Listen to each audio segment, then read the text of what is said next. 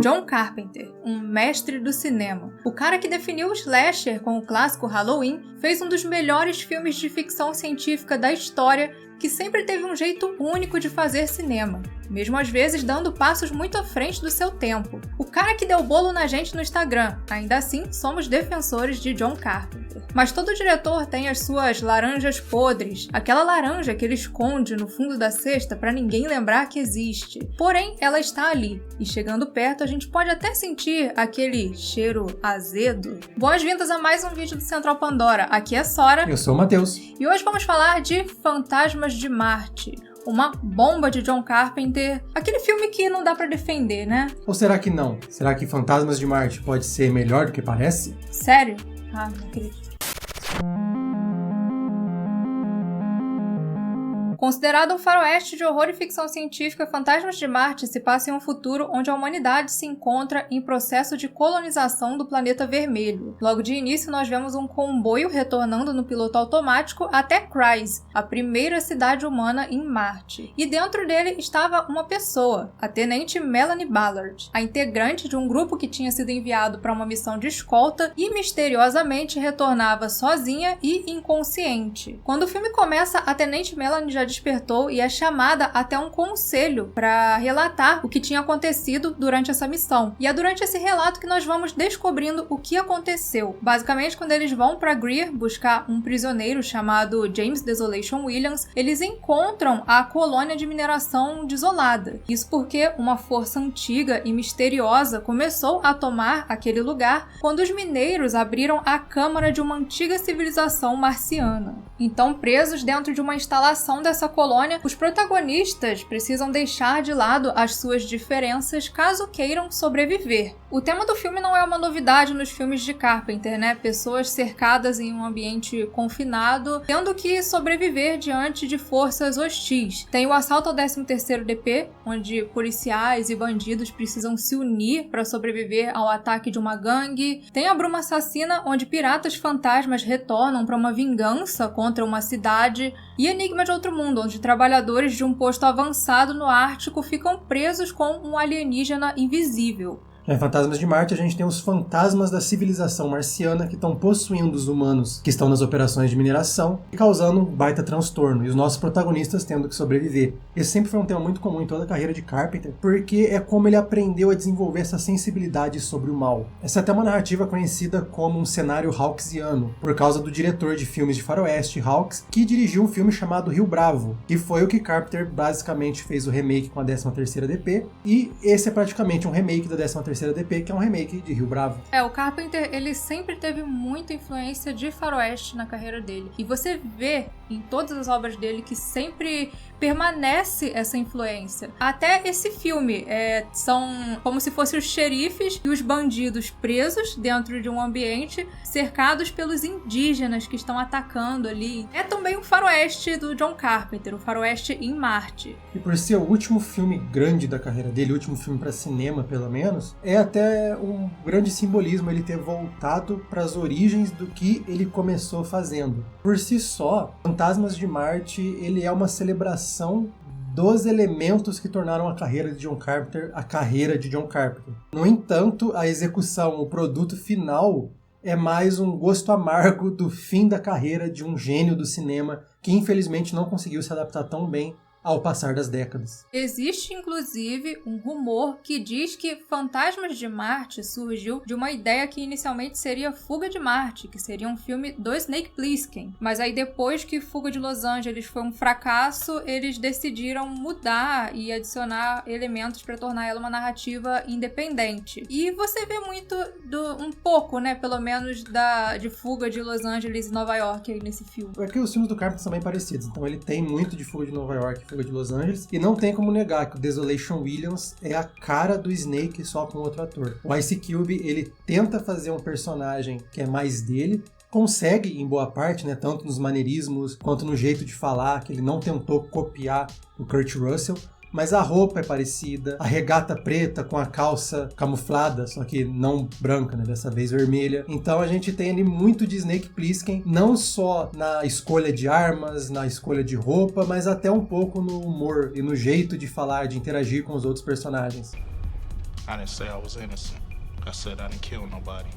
Não se sabe se isso é verdadeiro ou se as pessoas só fizeram confusão, né? Porque o John Carpenter, ele tinha a ideia de fazer Fuga da Terra, que seria a sequência de Fuga de Los Angeles. Mas assim, uma pessoa chegou a perguntar no Twitter pra Sandy King Carpenter, que é esposa do John Carpenter e foi produtora do filme, se essa história aí de Fuga de Marte era verdadeira. E a resposta dela foi não. Mas eu desafio você, a próxima vez que você for assistir Fantasmas de Marte, por algum motivo, tente imaginar o Snake Plissken no lugar do Desolation Williams e ver como faz muito sentido. Caso você queira ver um filme ruim eventualmente, né? Porque sabe aqueles filmes que você assiste e parece castigo?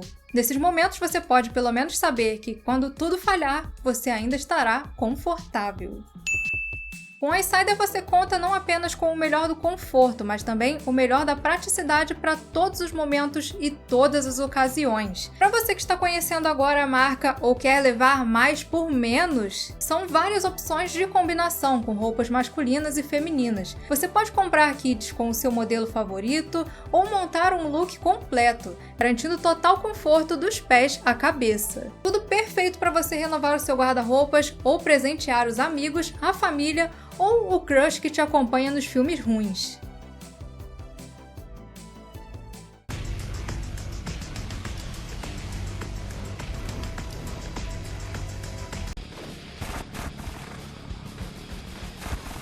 E para você que quer economizar ainda mais, esse mês está começando a Black Insider. Pois é, a Insider decidiu sair na frente e oferecer descontos super especiais. Até o dia 31 de outubro você pode usar o nosso cupom PANDORA15 para ter 15% de desconto na sua compra cumulativo com as ofertas do site. Não perca tempo, aproveite para deixar o seu guarda-roupas mais tecnológico e durável com as roupas do futuro. Mas sim, Fantasmas de Marte realmente é quase uma celebração da carreira do John Carpenter, só que tem muitos erros, muitos problemas. E acho que um dos maiores destaques para todo mundo que assiste é a narrativa dele, que te desorienta o tempo todo. Ele tem essa coisa de começar no final, né? E depois, quando a Tenente Melanie vai contando o que aconteceu, nós vamos vendo os eventos. Mas o problema é justamente esse, porque são muitos flashbacks e tem hora que começa a entrar flashback dentro de flashback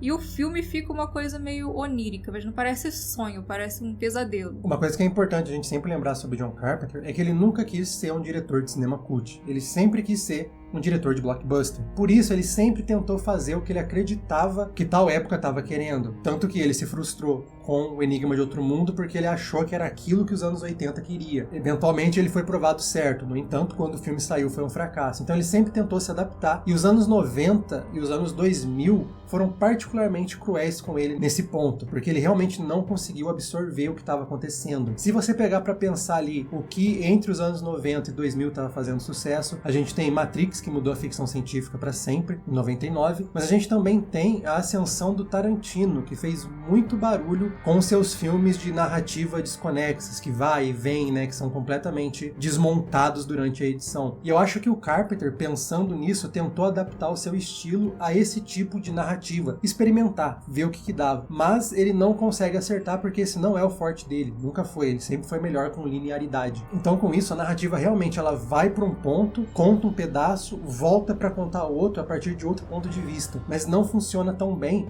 E eles tentam fazer o mesmo na edição. Esse filme ele tem uma edição bem confusa, ele não usa corte seco, ele usa fades e tem hora que isso confunde bastante porque você não sabe qual é o andamento da cena, se ela é para ser rápida, se ela é para ser lenta. Eu não sei se ele achou que iam achar que o filme era muito entediante, então ele tentou botar mais movimento de alguma forma. E você tem um filme que não só em narrativa deixa a gente confuso, como em edição animação é, na melhor das hipóteses, breguinha, na pior das hipóteses, uma catástrofe. O Carpenter tentou fazer uma coisa extremamente experimental num momento que tinha essas produções do Tarantino e Matrix que eram excelentes, mas também foi um período onde o cinema tava meio perdendo a personalidade. Coisas com muita personalidade passavam a ser vistas como esquisitas. Eu acho que Fantasmas de Marte também sofreu um pouco com isso. E, cara, outro problema também é o elenco. O elenco tem pessoas interessantes, não todos são atores ruins, terríveis, mas parece que a escolha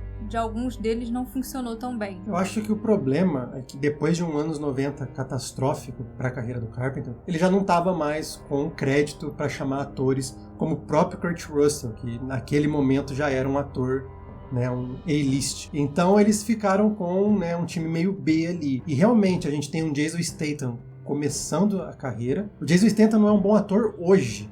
Apesar dele ter desenvolvido uma personalidade que é divertida de assistir, ele não é um bom ator. Imagina naquela época, antes dele desenvolver a personalidade, antes dele ser o Jason Statham interpretando o Jason Statham. Antes dele começar a falar como Jason Statham. Enquanto ali no Statham a gente vê que é um problema de ator iniciante, tem atores veteranos. A gente tem a Pam Grier, que é uma atriz extremamente lendária. Ela mandou muito bem como Rush de La Palmas em Fuga de Los Angeles, e aqui ela é completamente mal aproveitada, ela morre muito rápido, não tá atuando bem como a Pam Grier é capaz de atuar, então eu não sei qual foi exatamente o problema, até dos bons atores não estarem em um bom momento. Parece que o povo tava meio perdido. O Statham, inclusive, é interessante que o John Carpenter foi meio visionário aí nesse filme, porque tal qual aconteceu com o Kurt Russell lá no passado, que ele chegou a persistir, né, pra colocar o Russell no filme de ação dele, sendo que o Russell era um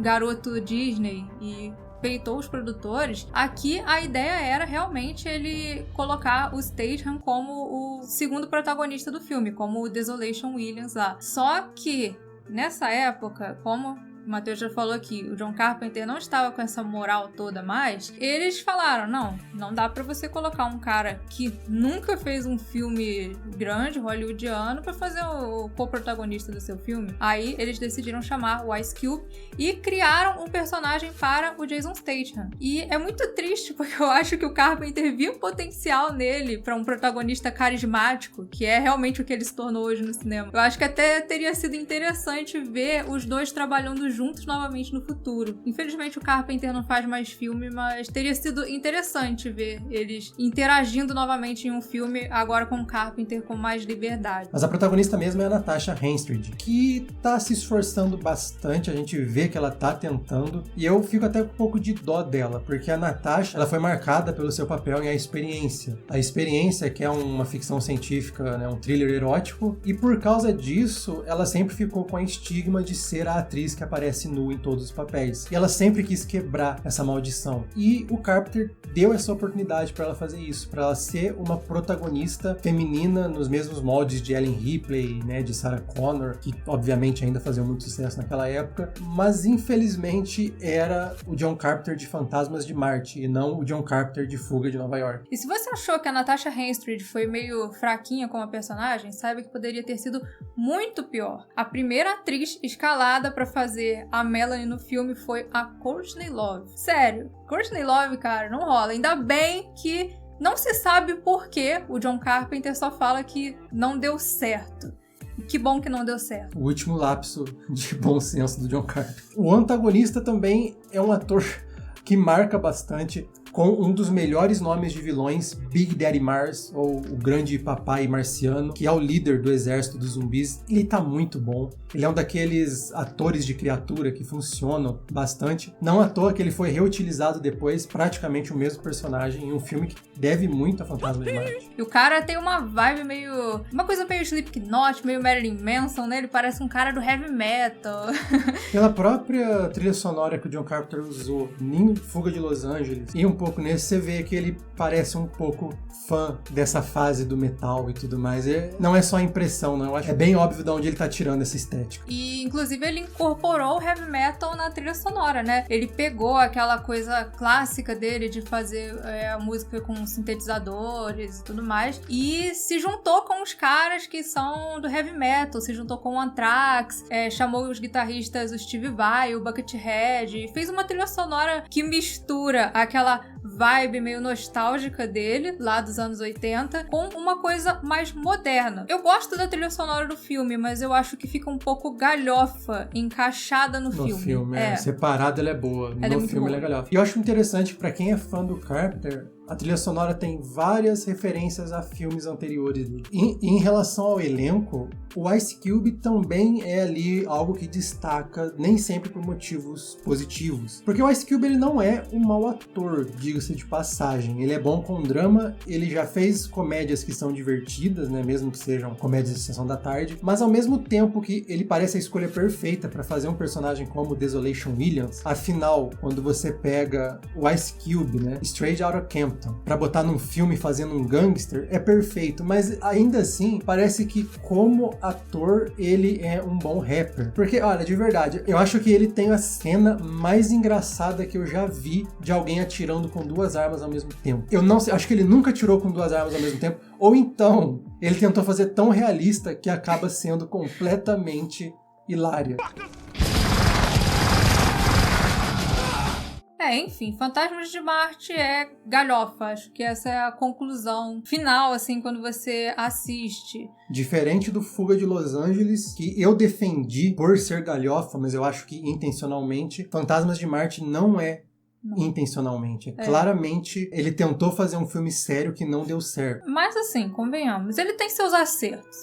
Ele tem uns pontos ali que são bacanas. Algo mágico nos filmes de John Carpenter é que não importa o quão maluco seja o conceito, não importa o quão pulp pareça, ele sempre fala de alguma coisa séria. Por exemplo, apesar de ser uma releitura marciana do Assalto ao 13º DP, o Carpenter já falou em entrevistas que, na verdade, a principal inspiração dele para Fantasmas de Marte foi o filme de 1964 Zulu, onde soldados britânicos ficam cercados e são superados em número por guerreiros nativos. E é exatamente isso que está acontecendo ali em Fantasmas de Marte. Os caras nativos desse planeta estão cercando aquelas pessoas que são os colonizadores do planeta, ou seja, existe aí também uma temática da colonização. O ser humano está chegando e tomando um território que não era dele. E isso gera violência por parte daqueles que viviam ali anteriormente. Mas isso não necessariamente foi feito do jeito certo. E justamente eu acho que pelo fato de ser fantasmas e os humanos não mataram aqueles marcianos.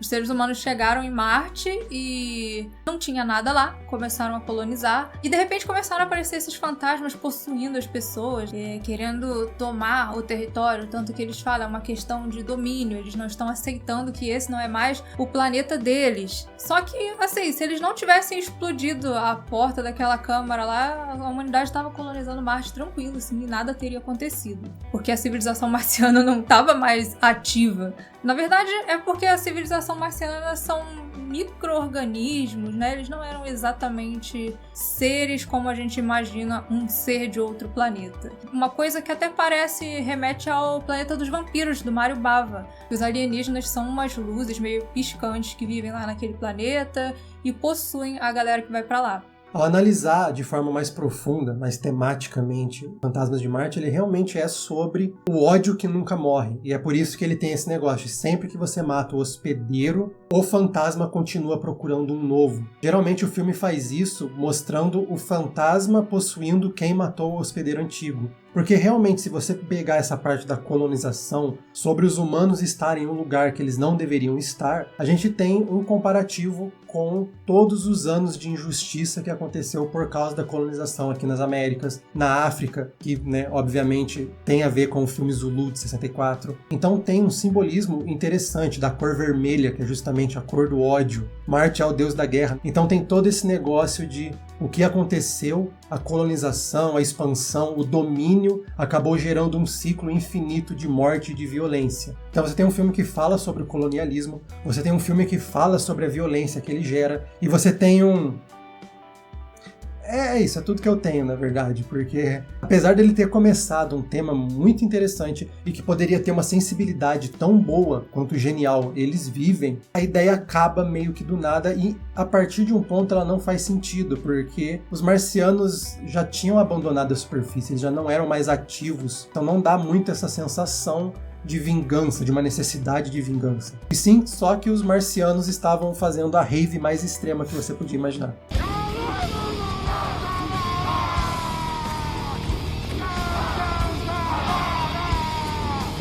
E pra provar o gênio que Carpenter é, você vê assim, o pior filme da carreira dele para alguns, ainda é uma das coisas mais influentes da ficção científica. Porque um filme sobre humanos chegando em Marte, abrindo um portal para o submundo, liberando demônios então desse submundo que possuem os humanos e causam toda uma destruição, esse filme claramente foi uma influência pro Doom. Quê? Doom é de 93. Ok, ele pode não ter influenciado o Doom. No entanto, se você parar para pensar nessa estrutura de uma equipe chegando num lugar abandonado, de repente sendo cercados por zumbis, a gente vê o quanto ele influenciou a criação de um clássico como Resident Evil. Hã? Resident Evil é de 1996. Mas quem é fã de John Carpenter sabe que ele é um gamer e ele colocou muita influência de videogame nesse filme. Até aquela coisa, sabe aquele chefe que você tem que enfrentar atirando num barril explosivo? Um dos fantasmas, eles atacam justamente atirando num barril, fazendo ele explodir. Acho que tem até um chefe do Resident que você mata justamente desse jeito. Você claramente vê que Resident Evil foi um jogo que ele jogou muito antes de dirigir Fantasmas de Marte. Bastante. Eu acho que até a própria Melanie parece uma protagonista de um jogo de Resident Evil. E Dead Space saiu depois, só que eu acho que esse filme mostra que o John Carpenter teria sido o cara perfeito realmente para dirigir uma adaptação de Dead Space. Porque você vê Dead Space na ambientação, até a narrativa, né? Aquela coisa antiga, enterrada num planeta que começa a enlouquecer as pessoas. E o jeito que as pessoas começam a agir quando elas são possuídas pelos fantasmas parece muito a galera surtando lá dentro da Ishimura, no Dead Space. É quase um Dead Space, só que ainda bem que não foi, porque o filme não é bom, né? Se fala muito que o Dead Space parece com o Enigma do Horizonte, mas se você assistir Fantasmas de Marte, ele tem um DNA muito mais próximo do filme do Carpenter. É realmente até um pouco assustador o quanto eles parecem. E tudo bem que ele não influenciou os jogos de Resident Evil, mas os filmes de Resident Evil, principalmente o primeiro, do Paul Anderson, é muito, muito parecido com Fantasma de Marte. O Paul Anderson emprestou muita coisa do John Carpenter desse filme. E falando em diretor controverso, Zack Snyder também pegou bastante coisa. Army of the Dead, Invasão em Las Vegas, é um filme muito parecido, incluindo o mesmo antagonista. Literalmente. Outro filme que eu acho que ele influenciou também foi o próprio de Doom, a adaptação cinematográfica de Doom. Tem bastante Fantasmas de Marte. Tem bastante, incluindo os dois serem terríveis. E bom, entre erros e acertos, é um filme que erra mais do que acerta, infelizmente, mas a gente fica se perguntando, né, dá pra defender? Só que ele realmente é um filme de John Carpenter, e você vê isso até pelo final, quando a Melanie é libertada lá da prisão pelo Desolation Williams, e ele chega com umas submetralhadoras super platinadas, parece coisa de videogame mesmo, e a colônia, lá onde ela tá presa, acabou de ser tomada pelos fantasmas, e eles saem atirando pra todo lado, aquela coisa, aquelas frases típicas de filme de ação, e o encerramento. O Ice Cube dando aquela olhada pra câmera. É épico, é épico. Let's just kick some ass. It's what we do best. E ele é tão caótico, ele é tão sobre, sabe? Vai todo mundo morrer, não vai todo mundo morrer, o que sobra é sair atirando, que seria perfeito mesmo como o fim da carreira de Carpenter no cinema. Mesmo que não tenha feito sucesso absolutamente nenhum. O Carpenter, ele preferiu acabar atirando na incerteza do que simplesmente desaparecer aos poucos. Tem uma coisa que eu sempre gostei e sempre vou admirar no John Carpenter, é que todo filme do Carpenter é um filme do Carpenter. É cheio de personalidade. No começo de uma década que a ficção científica sofria de uma crise de identidade, Fantasmas de Marte pode ser ruim, pode ser terrível, eu realmente acho isso. Mas ele é um filme cheio de personalidade. Ele é daqueles filmes ruins que você nunca mais esquece. E eu sempre vou defender isso acima de um filme genérico, de um filme sem graça, de um filme que só tá cumprindo listinha de tem que ter isso, tem que ter aquilo. Como praticamente o cinema dos últimos 15 anos foi dominado por filmes assim. Cinzas, beges e sem graça. Prefiro sempre um filme que é terrível, mas que tenha todo o estilo, toda a coragem de um diretor, do que um filme que não tá nem tentando fazer alguma coisa memorável. Por isso, Fantasmas de Marte eu não defendo como um filme bom, mas eu defendo como uma experiência para os fãs de ficção científica, principalmente para os fãs de John Carpenter. Melhor um ruim com personalidade do que um bom igual a todos os outros. Bom, e esse foi o nosso vídeo sobre Fantasmas de Marte. Comentem aí se vocês gostam, se vocês defendem ele ou não. A gente deu uma defendida, né? E antes de encerrar, eu gostaria de oferecer um agradecimento mais do que especial aos primeiros imediatos Joel Melo, Nostromo e Mestre J, o pessoal da Ponte de Comando Guilherme Ian, Daniel Câmara e Mr. Vitim, e os oficiais de ciências Alexandre de Leon, JF Investor e Diego Dias, pessoas essenciais na nossa missão de levar a ficção científica por todas as galáxias.